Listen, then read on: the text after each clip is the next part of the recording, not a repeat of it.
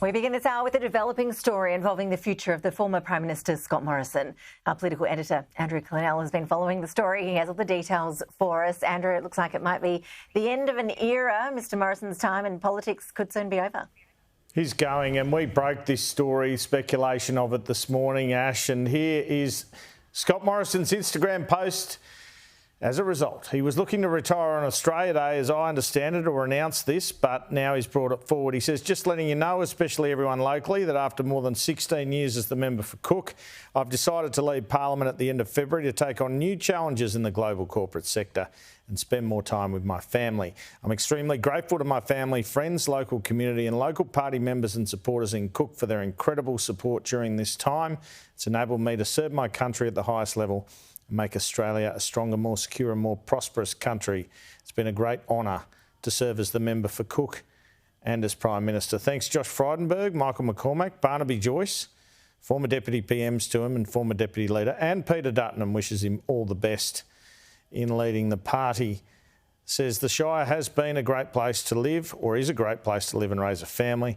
I've always worked hard to try and keep it that way. Ends up talking about his church community at Horizon, and says, up Cronulla.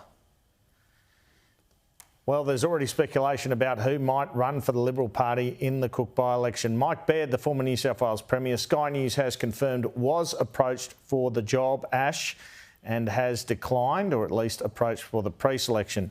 So the front runner is probably Sutherland Mayor Carmelo Pecci and also Simon Kennedy, who ran for the Liberal Party for Bennelong at the last election. Kieran Gilbert asked Bridget McKenzie, a frontbencher, and Angus Taylor, the Shadow Treasurer, about this looming retirement today. Ultimately, that's a decision for Scott Morrison when he chooses to leave Parliament. His time as Prime Minister was incredible. I mean, he saw us through a global pandemic incredibly successfully when you look across the globe at where other nations ended up at the conclusion of that. So I think his Prime Ministership will be very well regarded as time goes on. I think Scott has left a big legacy. AUKUS, obviously, a major contribution, getting us through an incredibly tough time of COVID, a difficult time for any leader, a difficult time for the nation. All right, Anthony Albanese, Ash, was elected, as we know, in May 2022. This is now going to be the fourth by-election since then. We've had Aston, we've had Fadden with Stuart Robert going. Dunkley is scheduled for March the 2nd, and now this. Now, Scott Morrison says he's not leaving the Parliament till February 29. He wants a valedictory. I'm reliably informed. Were he to send the Speaker a letter of resignation today, the Speaker could have the Cook by-election date on the same day as the Dunkley by-election, and that would save more than $1 million to taxpayers. But Scott Morrison's decided to go a month later, so we'll have two separate by-election dates, Ash.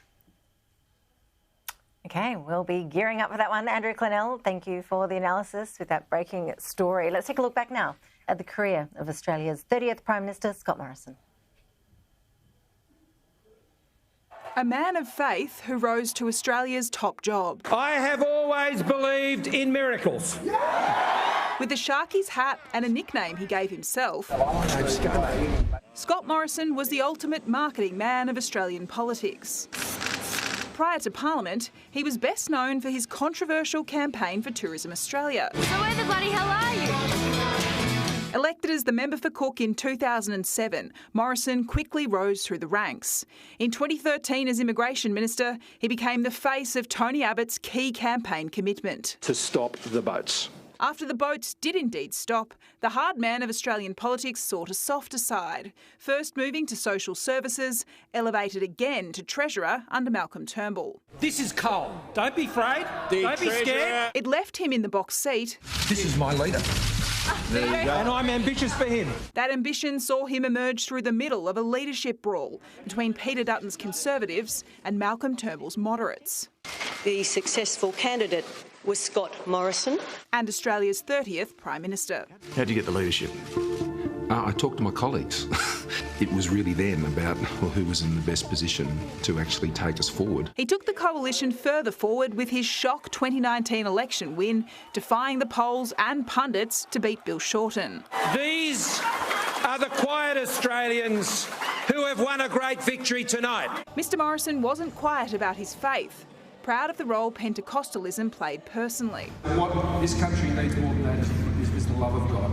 He met wife Jenny through church. They would go on to have 2 daughters, Lily and Abby, after a long IVF battle. It was excruciating, and it wasn't a couple of years. A family holiday to Hawaii at the height of the Black Summer bushfires would become the first big blow of his leadership. His office evasive, his attitude defiant. You know, I don't hold a hose, mate, and I don't sit in the control room. It didn't get better when he got home. I'm only shaking your hand if you give more funding to our RFS. I don't really want to shake my hand. That handshake would be used against him at the next election.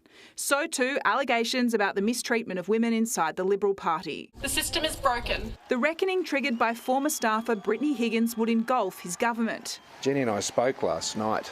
She said to me, you have to think about this as a father. He would ultimately, though, be known as the pandemic Prime Minister. Life is changing in Australia for every Australian. Lives and livelihoods saved through his early call to close Australia's borders and spend billions in JobKeeper payments. 12 years of perfect employment, it all blows up in 24 hours. Early praise for his pandemic performance soon shifted into criticism. Delays in securing vaccines would delay the country's reopening. It's not a competition, it's not a race.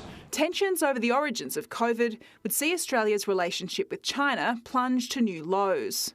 Australians detained and exporters hit with $20 billion in tariffs. On the world stage, Scott Morrison cultivated a close relationship with Donald Trump. Scott's a very strong man, a very good man. The US alliance would go from strength to strength with the birth of AUKUS in 2021. I want to thank that fellow down under. The nuclear-powered submarine deal triggered a furious response from the French. Their subs deal scrapped, leading to this swipe from Emmanuel Macron. Do you think he lied to you? I don't think. I know. I'm not going to cop sledging at Australia. It would all come undone in 2022. Take me to the April sun. Out of tune and painted by Labor as out of touch. That's not my job. That's not my job. Not even a frenetic campaign could save the Morrison government. He probably came off a little better than I did. The self-proclaimed bulldozer lost the election to Anthony Albanese. I still believe in miracles.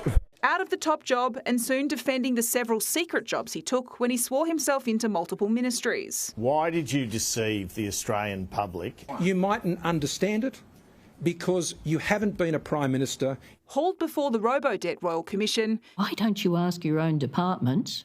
Some of his evidence found to be untrue. Mr Morrison branded the process a political lynching by Labor.